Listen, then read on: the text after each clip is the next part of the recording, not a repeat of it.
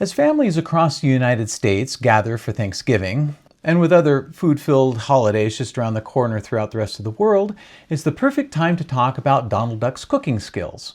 Because when Donald steps into the kitchen, things don't always go according to recipe.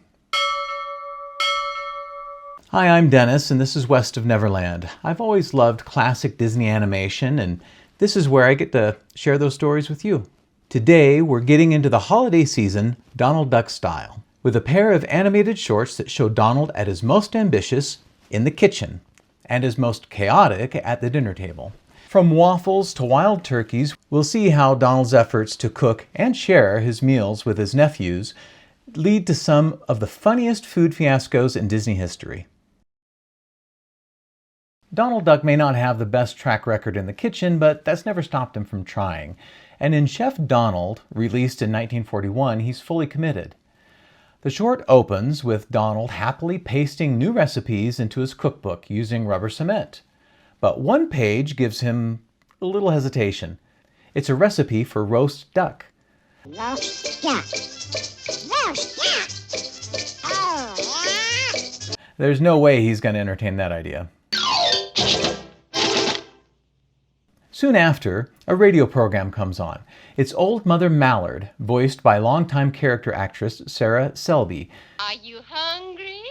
How would you like some of Old Mother Mallard's delicious golden brown waffles? She cheerfully introduces a recipe for waffles, complete with warm butter and syrup. Dripping with melted butter and swimming with maple syrup. Seems simple enough.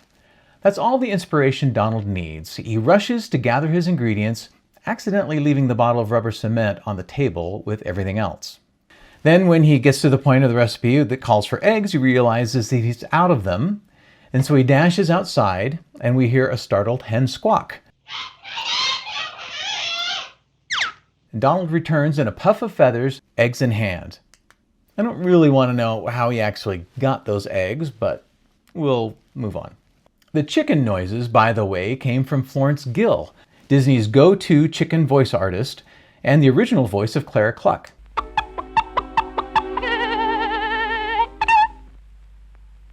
You can spot her in The Reluctant Dragon performing as Clara alongside Clarence Nash's Donald.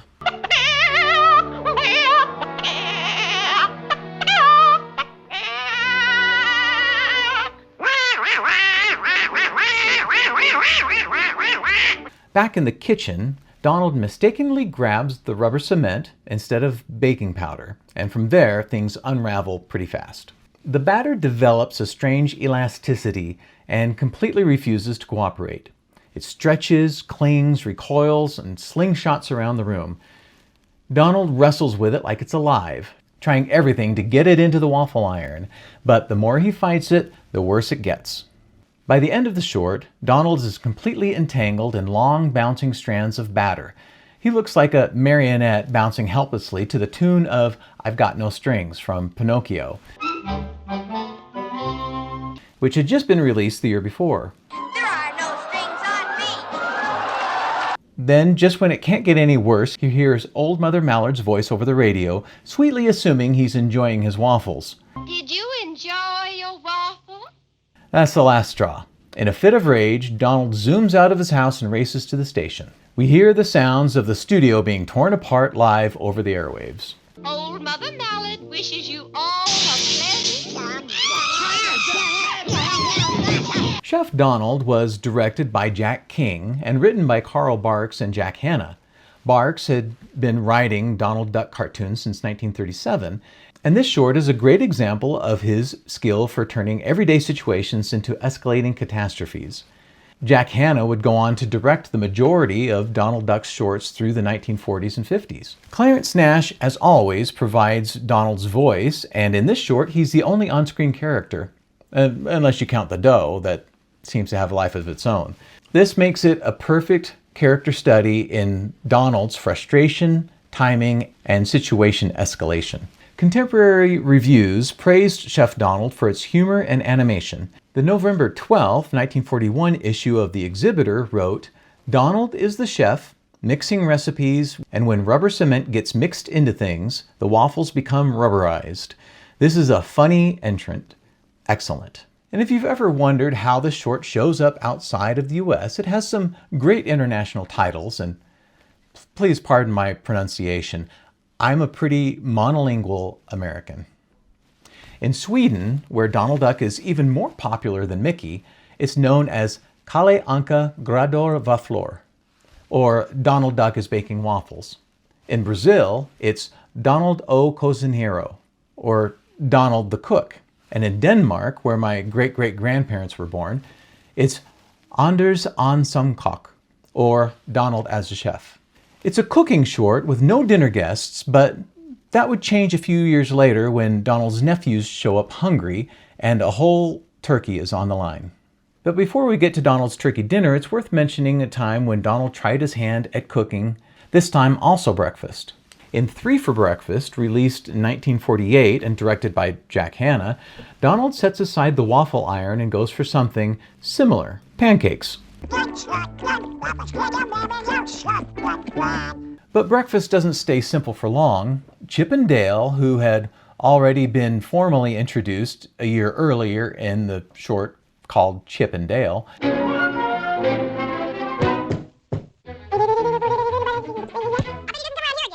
smell what's cooking and sneak in to help themselves. What follows is a classic back and forth as the chipmunks steal pancakes, sabotage Donald's efforts, and eventually outmaneuver him completely. And animation fans may notice something new here. This is the first short where Dale sports his now iconic red nose, helping to visually distinguish him from Chip. And if you've ever struggled to remember who's who, Chip has a smaller chocolate chip nose. Clearly, Donald has a thing for breakfast foods and a knack for attracting chaos the moment he starts to cook. Later, Donald traded in breakfast for something much more ambitious, a full turkey dinner. Soup's On, released in October 1948 and directed by Jack Hanna, opens with Donald in high spirits. He's putting the final touches on his Thanksgiving-style meal in his mountain cabin. As he checks the turkey in the oven and stirs a pot of soup on the stove, he happily sings Zippity-Doo-Dah.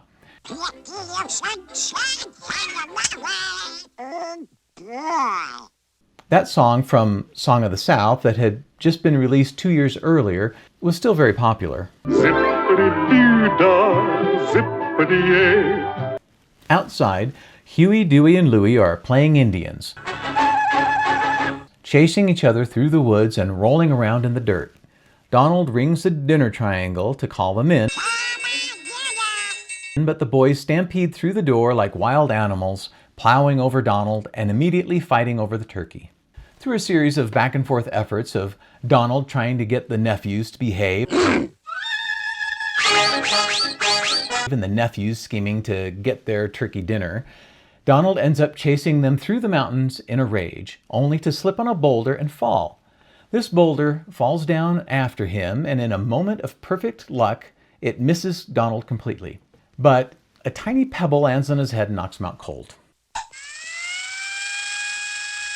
The nephews dress Donald up in an angel costume and convince him that he was just killed in the fall. Believing that he's passed on, Donald accepts his fate and plays a solemn version of Aloha Oi on the harp.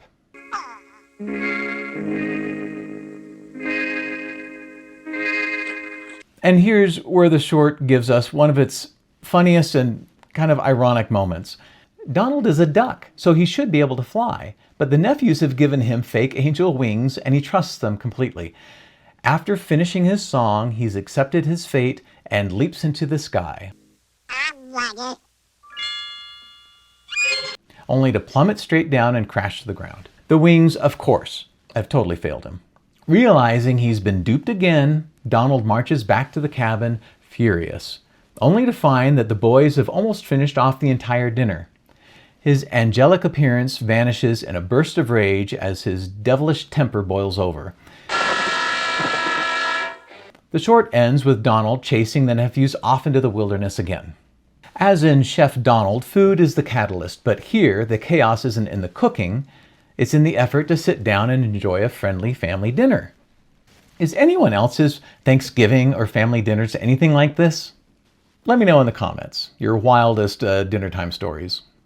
In the 1941 Donald Duck cartoon Truant Officer Donald, which Carl Barks also co-wrote, the boys stage a similar over-the-top prank involving life and death. In that short, they fake their own deaths to trick Donald, who had been pursuing them in an attempt to get them back to school. After Donald tries to get them out of their clubhouse by smoking them out, they put chickens they had been roasting in their beds to make Donald think that he had cooked them. To top it all off, they dress up one of them as an angel to come down and punish Donald for tormenting them. It's a similar gag to Soup's On, with Donald falling for it all the same. In both of these shorts, Clarence Nash, as always, provides the voices for both Donald and his nephews, and though the meal in Soup's On may be ruined, the short delivers one of the funniest and most elaborate Thanksgiving-style send-ups in Donald's entire filmography. The December 5th, 1948 issue of the Radio Flash included a contemporary review of the short, calling it good. Donald and his mischievous nephews are as funny as ever. Internationally, the short took on a few different names as well. In Brazil, it was released as A Sopa Está na Mesa, which means the soup is on the table.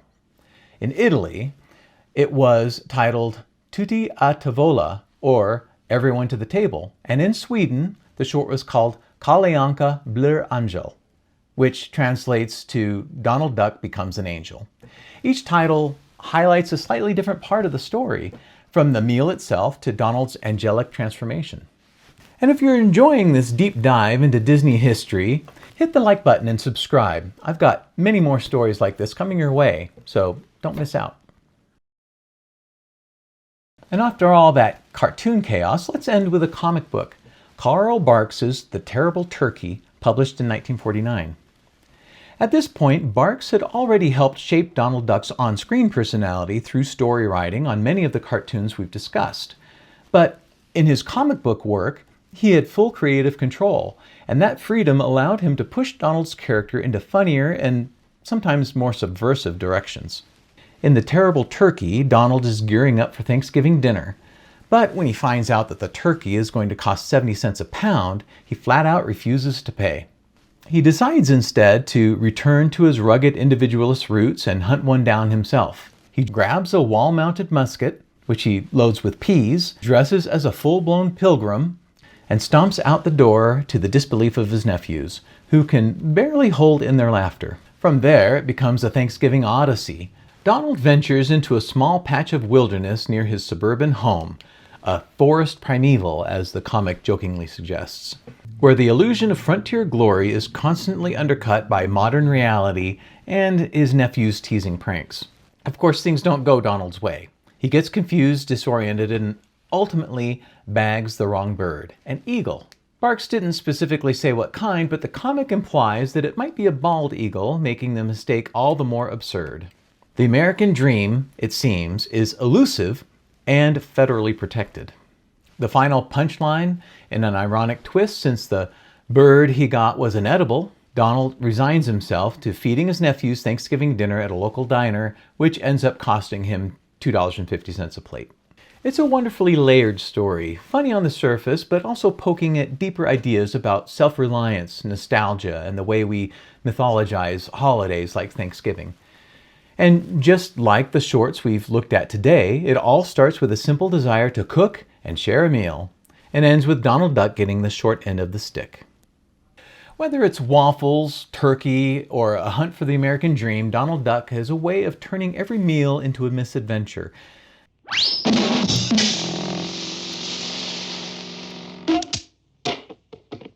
But somehow, that's what makes these stories feel so human.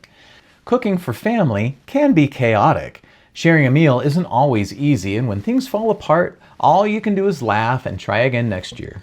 So which Donald Duck food-related short is your favorite? Or do you have a favorite Thanksgiving cartoon moment?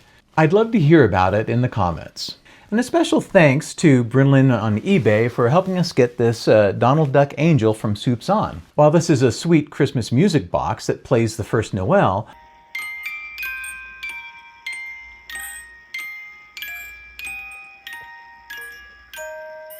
If you know the cartoon it comes from, it's really not as sweet as it sounds. It should be playing Aloha Oi, right?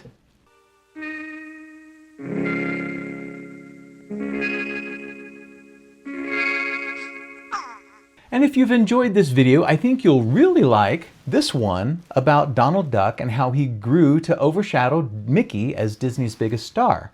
Go ahead and click on it, and I'll see you real soon.